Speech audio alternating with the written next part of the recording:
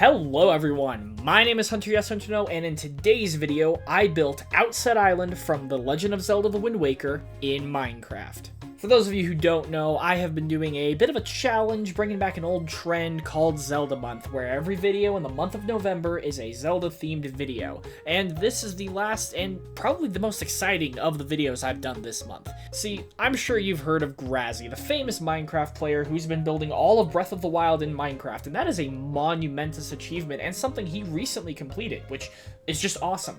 And I looked at that and thought, man, wouldn't it be cool if I could build something like that? If only there was a Zelda game I had a deep and intimate knowledge of. And then it hit me. See, I've been playing The Wind Waker for far more than any human being ever should. Between hundreds of hours on my Wii U and some other hours on other versions of The Wind Waker, I've got a really decent idea of how this game looks, and I thought, why not give it a shot? Now, I'm not a professional YouTuber yet. You can help make that happen, though. And I don't have hundreds of hours to spend on a build like this, but what about something simple? An iconic location from one of my favorite games of all time. And so, I settled on the idea of building all of Outset Island, the tutorial starter island for The Legend of Zelda: The Wind Waker, and I might as well show you how it all went. Before we get into it, here's a couple pieces of information you need to know. First of all, this project took much longer than it really seems like it did. This video footage is sped up to heck and back, and what's more important is I built it all by hand. I did have World Edit available, and its commands were used a couple of times for very small details. However, the majority of building, the island work, all of the stonework and grass and the trees and the buildings, all of it was built by hand in creative mode Java Minecraft. And I gotta say, it looks pretty darn good. So, without further ado, let me just show you how it all went. To get started, of course, I needed a baseline, so I started building an outline on top of a massive ocean creative world, and then I immediately deleted it because it was all out of proportion. And then I came back around, gave it another shot, you know, just make it bigger this time, right? Nope, way too big. Way too big. Nope, that was a bad idea. But as they say, third time's the charm, so I went back, tried it all again, this time referencing a bunch of different development images of Outset Island to make sure I was getting the right size, and hey, it really worked out. I laid down all of the outlining I would need, including, you know, where elevation changes and weird things like that, and I doubled back to make that section look less like Peppa Pig's head. But with the outline complete, I went back now and started filling in all of the sandy beaches, which is really just sandstone, not real sand. Otherwise it would just fall straight into the water. But anyways, filled that in with grass, started building up some of the elevation changes on Island 1, and with Island 1 done, headed over to Island 2 and started really fleshing things out. I built up some of the rock wall, I made sure all the houses were in roughly the right spot for when we got to them, and I built out these bridges as well to make sure that all the islands were still accessible between each other. With all that done, I started building up the terrain, starting with this pathway slowly leading up to the top of the island, and that's where I stopped for a while. I don't really know why, but I started this project back in February, and then stopped back in February. And then sometime this summer I realized, hey, why did I stop doing this? And I finally came back to it, and when I came back to it, this is what happened.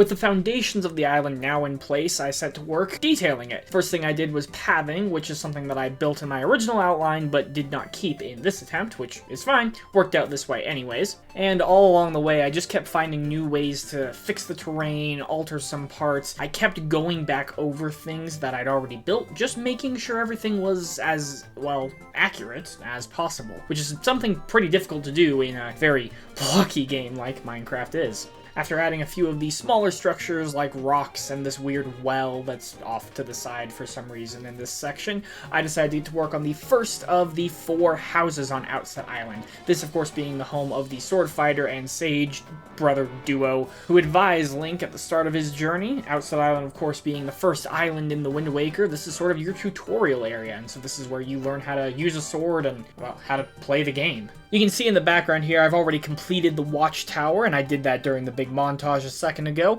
Having that done already was a good thing because it gave me a sort of baseline design to work from when designing these houses as well. But I quickly got distracted from building structures and instead went to work on the greenery. There's a massive forest that takes up the entire upper section of this half of Outset Island, and I started building the trees here. Now, custom trees are not something I normally tackle, but I have heard a lot of ways of doing it, being a Hermitcraft fan, so I decided, why not give it a shot? And honestly, I'm pretty proud of the way these trees turned out. I used jungle wood as a baseline with a combination of dark oak and jungle leaves on top, and then obviously some other jungle-y bits to make the trees look fancy, and yeah, these turned out really fantastically. So much so that I'm going to linger here. You get to watch me build all of these trees. Appreciate these trees. This part took so long. This was the most tedious part of the video. Not building all the rocks, no, that was like sculpting. That was nice, but this took a while. This took quite a while, and ultimately, this isn't even an important part of the island. The trees just need to be there. They don't even need to look good, but I made them look good. Say thank you. You're welcome. With the trees now complete, I returned to my task of building out the town of Outset Island and started with Link's house. After editing the terrain a little bit more, I set to work building the actual building and quickly came to a realization. The oak wood did not look as good as I wanted it to, so, using a couple of world edit commands, I replaced all of the oak wood in the area with jungle wood, not only to match the jungle trees I'd built up there, but because it looks quite a bit more like Wind Waker does. For reference, while jungle wood makes up most of the house, the rest of it is also built using a birch wood roof with some mushroom blocks on these upper roof parts as well. I've also hidden some spruce slabs around to add some kind of depth to the build, and they're all built on top of a foundation of stone bricks and just stone blocks to give it a sturdier look. With 2 of the houses now complete, I added to the terrain and started detailing things like this tree that I had forgotten existed, to be honest, and some of these other smaller details, bushes, trees, and then even the little mailbox that plays a key part of the opening of the game.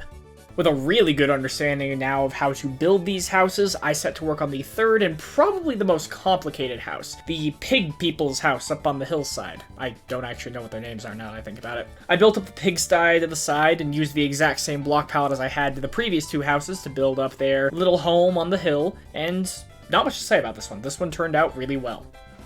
And last for the structures is the 4th house over on the opposite island. I had to world edit adjust some of what I had already built, but nothing too complicated here, and then, yeah, just built the structure the same old, same old. This house is the second to have a little secret walkway underneath the porch that is fully functional in Minecraft thanks to that trapdoor there. Now that all the structures were complete, I got to work detailing, and I mean all the details. Trees, bushes, rocks, even those little patches of grass that you cut open for hearts and rupees, even the little signs on the pathway and everything. This did require me to do some altering to the pathways, where I changed it from the Minecraft dirt pathways to coarse dirt and rooted dirt, but I think this is a change that was for the better, because not only could I then place grass on top of this, which is required in some areas, but it looks a little bit better than just the default Minecraft path, which in my opinion never looked that good anyway. I fleshed out the forest with more of these trees, bushes, rocks, like I said, all the details I possibly could, and I built up the rock covering the fairy fountain just as an extra measure of accuracy.